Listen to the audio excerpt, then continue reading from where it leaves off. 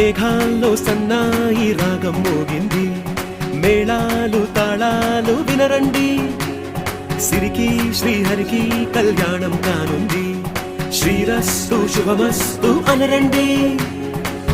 అచ్చు తెలుగింట్లో పెళ్లికి అర్థం చెప్పారంటూ, మెచ్చదగు ముచ్చట ఇది అని సాక్ష్యం చెబుతామంటూ, జనులంతా జై కొట్టేలా జరిపిస్తామండి.